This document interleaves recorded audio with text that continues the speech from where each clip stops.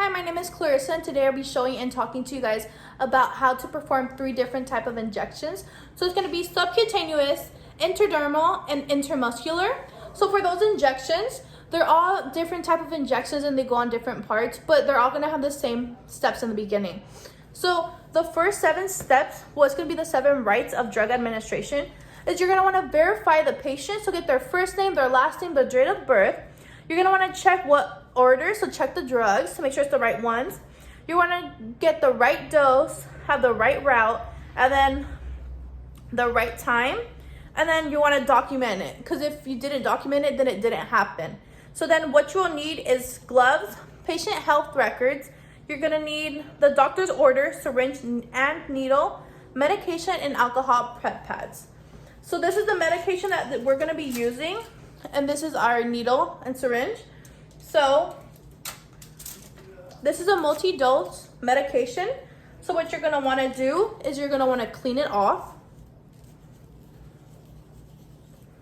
You're going to want to let it air dry. Insert it inside. Pull back the syringe. You're going to want to get the right dose, and then you can go ahead and flick it to get all the air bubbles out, so you just have the medication inside. And then once that, you can just take it out, and then you'll have the right amount of dose in here, and make sure there is no bubble. So while my needle was inside of there, I made sure that I flicked it to get all the air bubbles up so that I didn't have that. So for an intradermal, you're going to want to have 4 fingers at the wrist and then 4 fingers at the elbow. So this middle space is where you're going to want to inject it. So you're going to go ahead and clean it.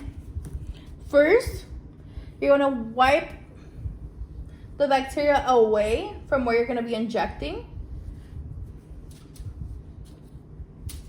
Once you go ahead and wipe that, you're going to want to go ahead and get the needle. You're going to let it air dry.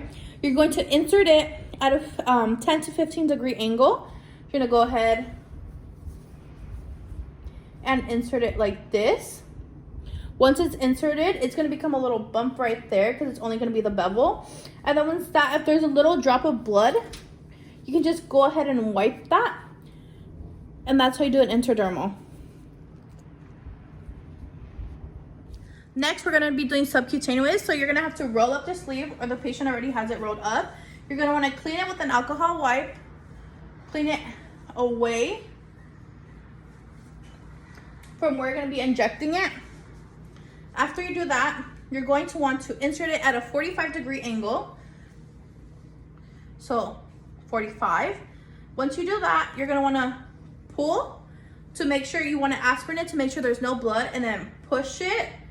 And then once you do that, you're going to go ahead and remove it and then clean it with the gauze. You're going to want to massage it. And then after that, you can go ahead and insert the Band-Aid. You can go ahead and apply the Band-Aid, or if the patient doesn't want a Band-Aid, you can just have him hold that. So the next one is going to be the intermuscular. For that one, you're going to have 4 fingers. It's going to be right here. So then right here would be perfect. So you're going to go ahead and wipe that away. Wipe the bacteria away from where you're going to be injecting. Once you go ahead and wipe that, you're going to have your gauze ready.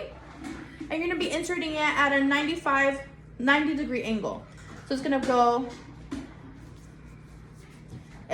in like this.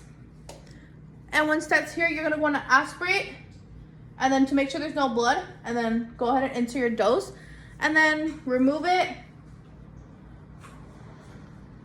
And then they could go ahead and get a Band-Aid. Well, you can go ahead and apply a Band-Aid, or if not, you can just hold that for a couple seconds and then put the Band-Aid on after.